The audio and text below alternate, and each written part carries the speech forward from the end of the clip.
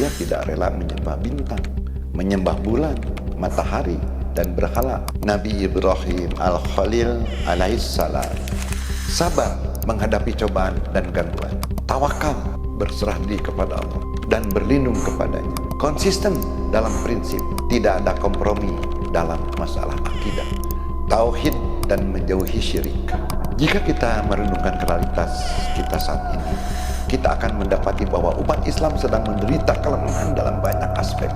Lemahnya tauhid, perpecahan, dan saling berselisih di antara saudara seakidah. Lemahnya dakwah, hilangnya hikmah, serta nasihat yang baik. Keterikatan pada dunia dan ketakutan kepada makhluk, meremehkan masalah akidah demi kepentingan sosial atau politik. Kesabaran, pengorbanan, hijrah, dan keteguhan sudah sepatutnya kita merenungkan dan menerapkannya dalam realitas kita agar kita kembali kepada kejayaan dan kemuliaan.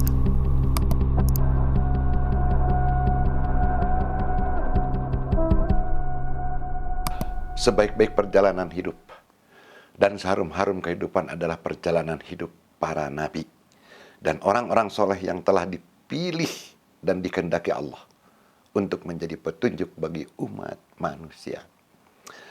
Dan yang paling mulia kedudukannya serta paling tinggi derajatnya setelah Nabi kita Muhammad SAW adalah bapak para nabi, yaitu Nabi Ibrahim Al-Khalil alaihissalam.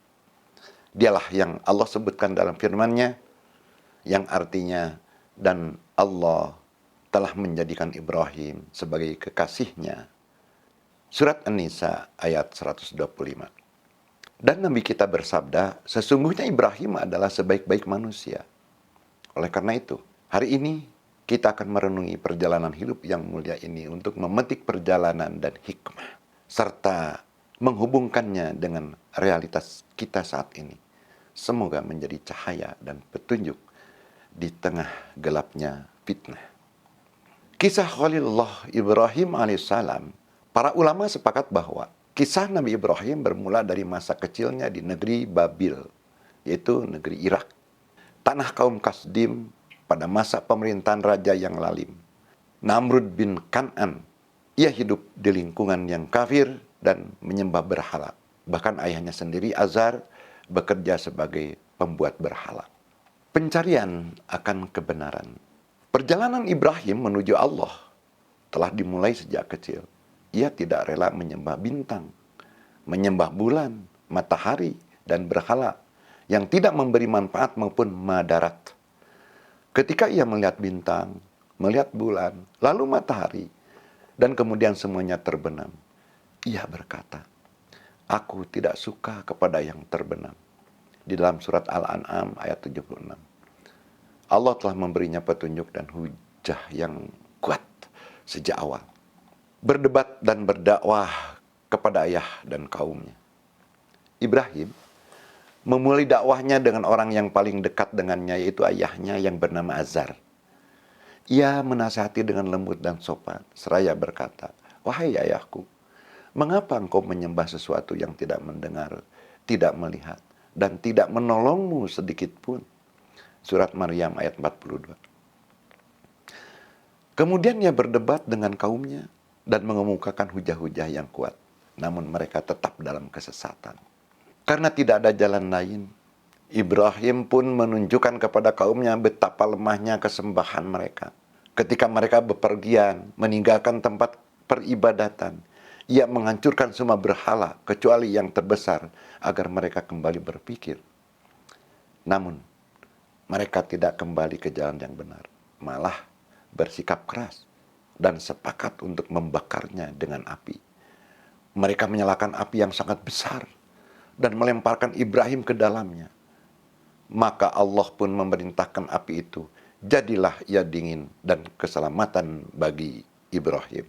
Dan akhir perkataan Ibrahim saat itu, "Cukuplah Allah bagiku, sebaik-baik zat yang diserahi."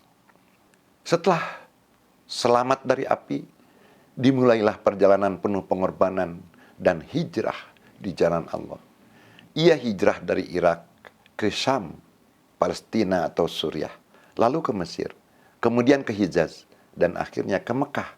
Ia membawa panji tauhid, memberi kabar gembira dan peringatan.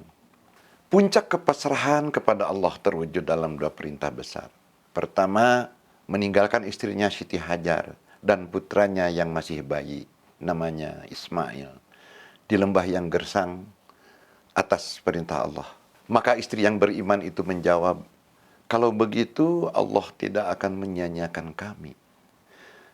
Kedua ujian yang sangat jelas dengan perintah menyembelih putranya Ismail setelah ia dewasa karena mimpi bahwa ia harus menyembelihnya. Maka keduanya pun pasrah kepada perintah Allah dan Allah menebusnya dengan sembelihan yang besar. Setelah itu Ibrahim bersama putranya Ismail meninggikan pondasi Baitullah atau Ka'bah yang menjadi kiblat umat Islam dan pusat tauhid. Dari perjalanan hidup yang mulia ini, kita dapat mengambil beberapa pelajaran yang sangat besar untuk kita. Yang pertama, tauhid dan menjauhi syirik. Isu utama Nabi Ibrahim sejak awal hingga akhir adalah mengikhlaskan ibadah hanya kepada Allah semata dan memperingatkan dari segala bentuk kemusyrikan. Yang kedua, sabar menghadapi cobaan dan gangguan. Ibrahim mengalami gangguan berat dari kaumnya, namun itu tidak menyurutkan langkah dakwahnya. Ia sabar dan terus mengharap pahala. Yang ketiga, tawakal, berserah diri kepada Allah dan berlindung kepadanya. Sikapnya di dalam api dengan ucapan hasbunallah wa ni'mal wakil adalah pelajaran tertinggi tentang tawakal. Yang keempat, tidak ada kompromi dalam masalah akidah. Bahkan terhadap ayahnya sendiri, ia tidak melunak dalam agama Allah. Ia menyampaikan kebenaran meskipun kepada orang terdekat. Yang kelima, konsisten dalam prinsip. Dunia tidak pernah memperdayanya, dan ia tidak takut kepada para penguasa lalim. Ia tetap teguh di atas kebenaran, meskipun menghadapi berbagai tantangan. Dan yang keenam, berusaha atau ikhtiar dan bertawakal. Ia tidak hanya berdoa, tetapi juga berusaha dan bekerja. Ia hijrah, berjuang, membangun, dan berlari-lari kecil antara Sofa dan Marwah. Jika kita merenungkan realitas kita saat ini, kita akan mendapati bahwa umat Islam sedang menderita kelemahan dalam banyak aspek yang justru dicontohkan dengan baik oleh Ibrahim. Lemahnya tauhid dan merebaknya bid'ah serta khurafat di tengah banyak umat Islam. Padahal seharusnya kita kembali kepada manhaj atau metode Ibrahim yang murni. Kemudian realitas pahit, perpecahan, dan saling berselisih di antara saudara seakidah. Padahal Ibrahim menjadikan kita sebagai satu umat. Lemahnya dakwah, hilangnya hikmah, serta nasihat yang baik.